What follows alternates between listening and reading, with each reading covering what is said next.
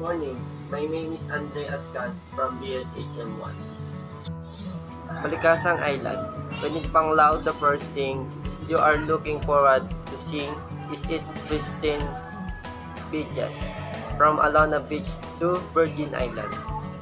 The beach person in you will jump right off the boat, if only it's possible, just to feel its sand and waters. But other than these beaches, Balikasag Island is also something worth mentioning.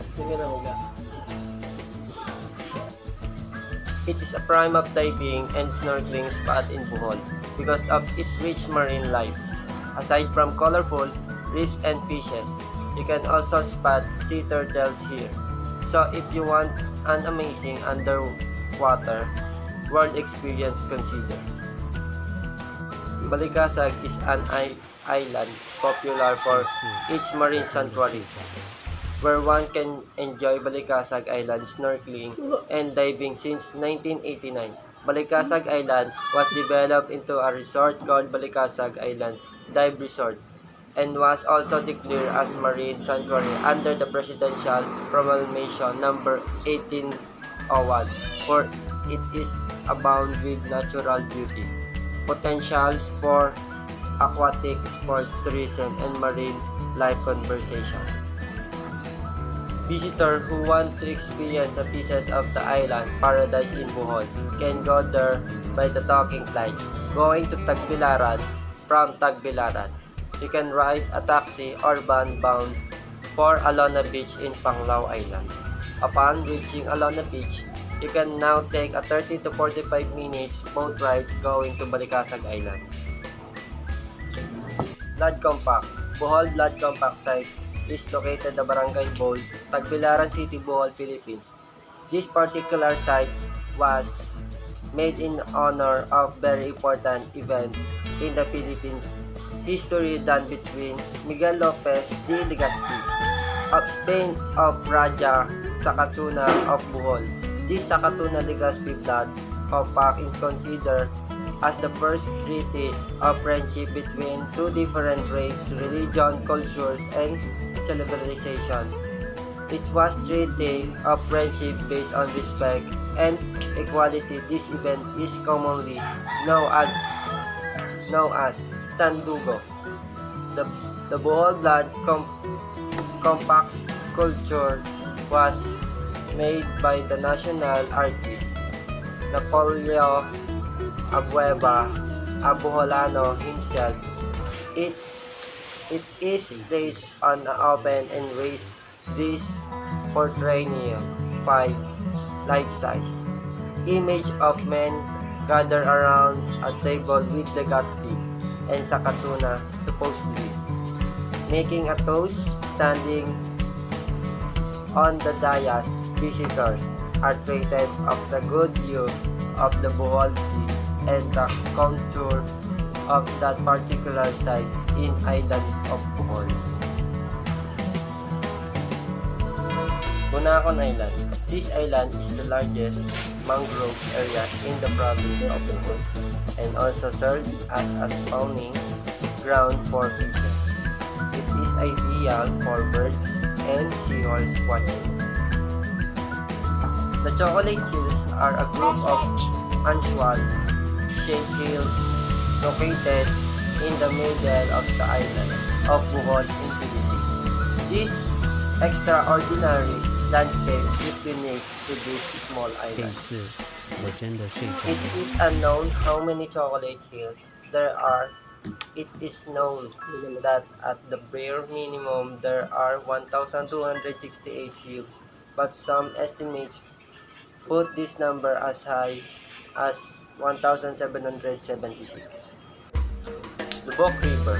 As we welcome you to Lubok River Resort, you will be humbled by Bohol Riverside beauty with mesmerizing views of the Lubok River, matched by our award-winning service. Your stay at Lubok River Resort is a distinctly unique resort experience. This river in Bohol is known to be one of the cleanliest rivers in the country. Terrorists take an hour-long cruise along the river while enjoying food, drink, and music. Local musical, play native, and novelty music. There are days when guests can request songs. Lubok, Bohol is home of the famous Lubok children. Torn Lubok is peaceful municipality that is world famous. It's well known river, which is the afterlife called Lubok River. The Lubok River passes through the town center of the municipality of Lubok, offering a riverside view of the Lubok Church across the highway. Various activities on the river, including the river cruise and stand-up paddle boarding, typical featured as scenic trip upriver to Busay Falls, or various points in the river where visitors can enjoy buffet culture presentation, firefly watching, birding, and even paddleboard yoga. Magaso Falls is one of the most beautiful waterfalls on the island of Bohol in the Philippines. It truly has it all, from cliff jumps to little creeks, and of course, a beautiful waterfall leading into the iconic blue water of the Philippines. Magaso Falls is an 8-meter waterfall that is surrounded by a tropical background of tall trees and wild plants. Curved out under the waterfalls is the natural falls that is particularly inviting to go for a swim due to its milky blue colored water derived from the limestone rocks in the area. Do note that the rocks around the edge of the falls can become extremely slippery when the island, one of the two municipalities that make up Panglao Island. Bohol, Panglao is a famous tourist destination for its white sand beaches and world-class diving sites. Panglao is very accessible to other natural wonders of Bohol. Panglao is the southernmost town of Bohol. It is 18 kilometers from Tagbilaran City, the capital of the only city of the province of Bohol. The island is accessible by the bridge and can be reached in a minimum of 20 minutes. Panglao Island is the most popular tourism spot in Bohol. It is the tourist hub for all activities, and there are hundreds of resorts, hotels, and restaurants in this area. Having said that, still remains a beautiful beach getaway with lots of exploring to do. In this blog post, I have picked my top things to do in Panglao Island. Whether you want the sunset spot, the cliff jump, and swimming within turtles, this list of the best thing to do in Panglao Island has you covered. Raha sa Katuna National Park is a haven for nature lovers and a bird watcher's paradise. It is the widest remaining forest in Bohol. These forests cross limestone areas were recognized to declare a national park under the Proclamation number 129 in July 10, 1987. The Sandugo Festival is a historical event that takes place yearly in the island of Bohol, otherwise known as the Bohol Sandugo celebration or the Blood Compact commemoration. This festival commemorates the Treaty of Friendship of Miguel Lopez de Legazpi and the Datu Sakatuna, two people of different race and creed. Captain General Sakatuna was a native Boholano chieftain with the whole province participating in this festival is now not only for historical purpose but for the enhancement of the living standards of each and very Boholano. Preparation may be excessive and very expensive, yet the whole affair bring in the box. So to speak, many foreign guests are lured to witness the festival and event, participate in some event reunion, which usually involve fundraising activity, being investment and much improvement to the Bohol skyline, from a sleepy sand countryside to province. Bohol has now become one of the top destinations of the country. That's all. Thank you. Good day, everyone. My name is Raymary De Villa from BSHM1B. Cebu City. Cebu in Central Visayas is in the center of the Philippines archipelago. It is bounded on the north by the Visayan Sea, on the east by the Camotes Sea, on the west by the Tanin Strait, and on the southeast by the Baho Strait. The province has total land area of 5,880.40 square kilometers. How to get there? Several shipping lines have services to this province from Manila as well as surrounding provinces in the Visayas and Mindanao region. Commercial airlines have daily flights going to Cebu via Mactan International Airport. There are also a number of international flights going to Cebu. The first one tourist attraction in Cebu is Argao. Argao is the one of the most frequented tourist destinations in Cebu because of its white sand beaches and dive sites. Our second tourist attraction in Cebu is Argao Fortress Church. All that remains of the elaborate decorate 19th century Fortress Church are unsight town gates that are in state disappearance. The seaward wall now hanged in the by houses and the rest of the fortifications which have been particularly ruined.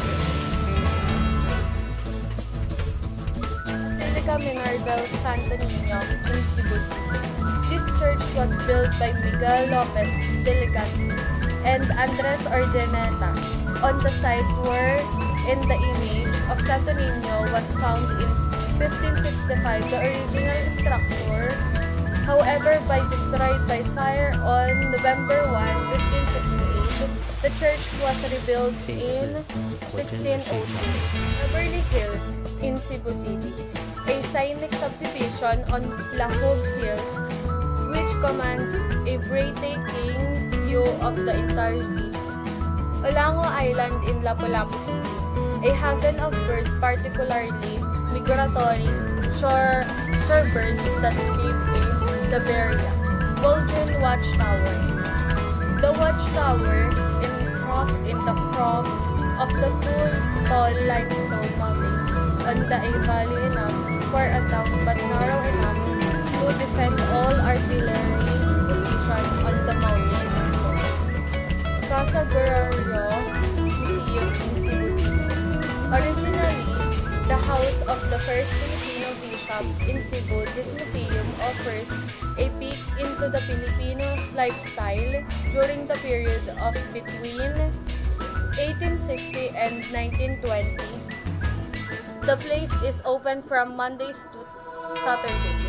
Colon Street in Cebu City, also known as the Panyar District, Colon Street lies at the heart of the downtown Cebu. It is the oldest street in the Philippines built by the Spaniards during the time of the Miguel Lopez de Legazpi. Port San Fernando Pier area in Cebu City. Port San Fernando is the smallest and oldest dry bastion port in the country. It is served as the nucleus of the first Spanish settlement in the Philippines. Puente Osmeña in Cebu City. This lovely particular park has a beautiful fountain in the middle of the skating rink. On the side, it is named of Cebu Grand Old Man, the late of President Sergio Osmeña Sr. Star Factories, Maribago District, Lapu-Lapu City. It is interesting to note that the raw materials used by the high-grade guitars from district are founded nowhere in the island and have to be shipped from Mindanao. Toys Temple located at Beverly Hills in Cebu City. This temple preserves the teaching of Lao Tse, the 600 BC Chinese philosopher. Everyday Filipino climbs in 99 steps to light, just stick and have the fortune read. Image of Santo Niño, Basilica Menor del Santo Niño in Cebu City. This image is considered the oldest relic in the Philippines. Was given by Magellan to Queen Juana as an baptismal gift on April 14, 1521 and brought to the Philippines 44 years on April 27, 1565 by Miguel Lopez de Legazpi. Lapu-Lapu Management Punta Engano in Lapu-Lapu City. This monument stands at the site of the battle between Lapu-Lapu and Magellan, which is occurred on April 27, 1521. It depicts Lapu-Lapu holding a bolo in one hand and the spell in the other, both of which he was supposed to have used during battle. Magellan Marker, Punta Engano in Lapu-Lapu City. This historical marker was erected in 1866 on the spot wherein great explorer Ferdinand Magellan died. Magellan Cross along Magallanes Street, Cebu City. This marks the spot wherein the first Christian Filipinos Raha Humabon, Queen Juana, and about 400 of their followers were baptized by Pedro Valderrama. To protect the original cross, a hollow one made of Tindalo wood was made to encase it. Malapascua Island, northern part of the province of Cebu. This 3-kilometer long, 1-kilometer wide island can be turned toward 1 foot in only about 2 hours. It has white sand beach with crystal clear waters that are ideal for swimming and snorkeling. Bulbal, 89 kilometers southwest of Cebu City. The name of place means bubbling brook. Sinulog in Cebu City. Fiesta Senior, as the Sinulog widely known, is the most celebrated among Cebu festivals. It is held in honor of the holy image of Senior Santo Niño de Cebu. Usually, every third Sunday of January, people from all over converge to join the grand procession.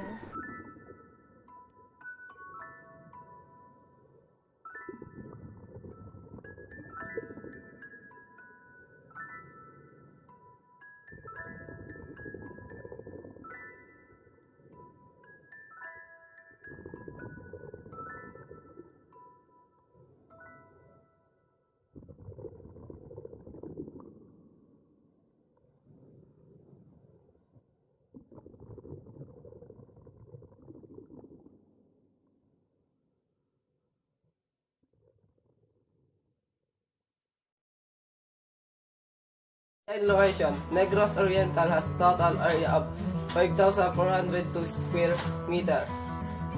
It occupies the southern portion of Negros Island in the Visayas. It is bounded on the north and west by Negros Occidental, on the east by the Tanon Strait, and on the southern by the Sulu Sea. Its attraction, Apo Island Amlan. This volcanic islet, the site of the Siliman University Marine Conservation Park, one of the world's best. The water surrounding it teemed with a vast array of corals and the other marine life. Aurora Waterfall, Valencia. Water cascades down a sheer 100-foot high cliff from a cold pool which is completely by hugged rock and trees that are home to a variety of flora and fauna. Kasadyaan Festival, Dumaguete City. The Kasadyaan has been celebrated every year since 1950 to commemorate the establishment of the Foundation University. An extravagant virgin grass parade and elaborate production number mark the event, which is usually held on the second week of December. Tapay sa Seaside Market, Malauay, Sambuanga. On Wednesday, farmer from the mountain and freshman from the coast and Norby Island comes to Malauay to sell their livestock, fresh fish and other products. An open-air dining area gives customer a chance to sample the fresh food. Mount Talini, Southern Park of Negros Oriental. Dubbed as Curious the Negros of honor of Negros, the mountain is a favorite among mountaineers and hikers. Old Man Cave, Mabinay. According to the vegan team that explored its cave, is the second longest in the Philippines. It can only be entered through a hole in the top. Pulambato Falls, Pulambato, Valencia. Pulambato is one of series of 5 waterfalls in the midst of an elephant forest. It is said to have a reddish water. Siliman University, Dumaguete City. Siliman is the first Protestant university in the Philippines. It was built in 1901 and named after its founder, Dr. Horace B. Siliman. Straight eastern shores of Negros Island, particularly along Visayas Bay. Playful dolphins and several species of cetacean whales frequent. These are particularly along the shores of Visayas Bay. Siquijor. The island province of Siquijor is the smallest of the 4 provinces in the central Visayas. With a total land of area of only 343 square kilometers, it is bounded on the northwest by Negros Island, on the north by Cebu, and on the northeast by the island of Bohol. How to get there in Siquijor? The provincial capital can be reached by ferry boat from Cebu City in 8 to 9 hours, and from Dumaguete City in 1 to 2 hours. Charter flights to the island are also available from these cities. To the town of Canla, Alwang, where our small airstrip is situated. First one in the tourist attraction in Siquijor is Bitang Cave, Enrique Villanueva. Bitang Cave is the one of the numerous caves that dot the islands of Siquijor. Although some locals have already explored the cave, very little is known about it. Bitaog Beach. This beach is endowed with light color sands and clear waters. Kagbusaan Beach, Liloan, Maria. Large grain white sand mixed with small corals, rocks cover this 500 meters long beach. Numerous limestone boulders are escarted along its length. Kalalinan Beach in Siquijor. This fine white sand beach stretches for about a kilometer along a number of waves. During the low tide, the beachfront widens the 100 meters from where our coconut trees grows. A few feet from the beach are mossy rocks rising beneath the clear water. Kadanay Beach, Kadanay, along a stretch of the fine white sand beach. Large mossy rocks rise above the water a few feet from shore. Kanghaling Cave in San Juan. From 3 meters wide entrance hang a thick rope used to get the opposite wall, which can be reached by walking along a 20 meters incline stalagmites and stalactites abounded along the way.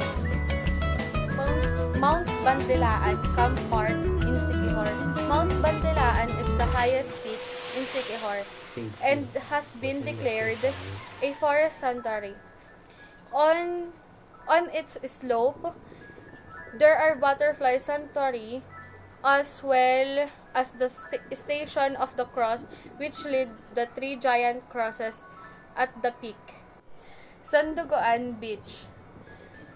This 1.5 kilometers long white sand beach is lined by alternating clusters of coconut trees and mangroves forest. Solangon Beach in San Juan.